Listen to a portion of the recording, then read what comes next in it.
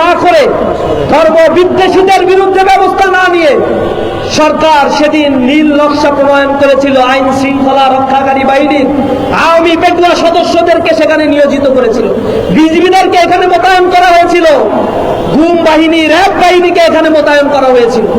এরপরে তারা নতুন নকশা করে গভীর রাতে রাত 2:15 সময় তারা সকল আলো নিভিয়ে দিয়ে গণ হত্যাকাণ্ড এখানে ঘটানো হয়েছিল।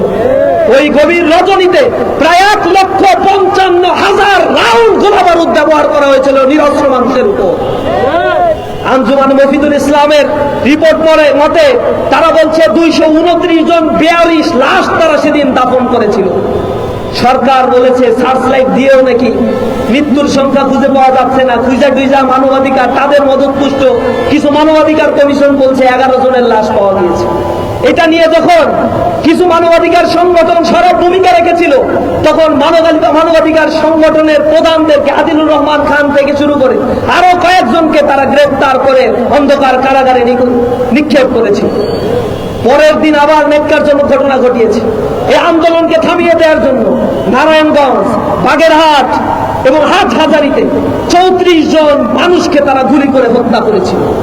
এই হত্যাযজ্ঞের পরে আবার মামলা দেওয়া হয়েছিল সেই নিরপরাধ আলেম ওলামাদের নামে 88,000 মানুষকে সেদিন আসামি করে মামলা দায়ের করে গণগ্রেফতারের নাটক সাজানো হয়েছিল।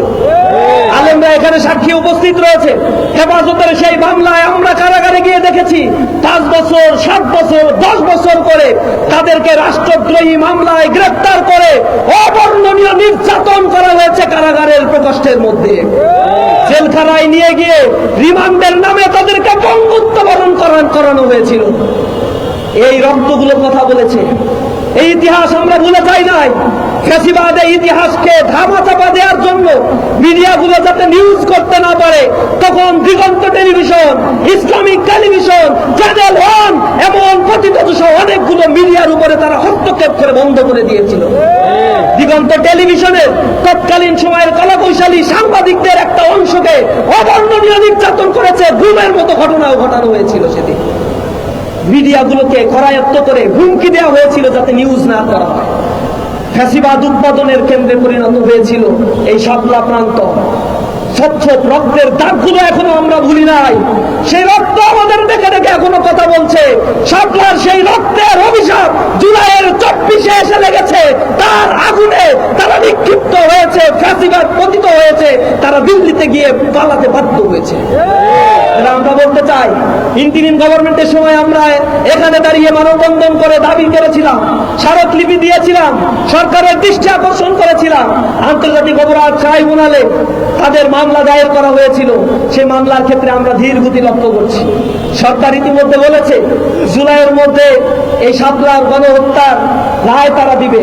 আমরা বলতে চাই, কোন তাল বাহানা আর কাউকে সন্তুষ্ট করার জন্য যদি কোন রায় দেওয়া হয়, জনগণ আবার রাস্তায় নেমে শাপলার শহীদের হত্যার বিচার নিশ্চিত করার জন্য চেষ্টা করবে ইনশাআল্লাহ।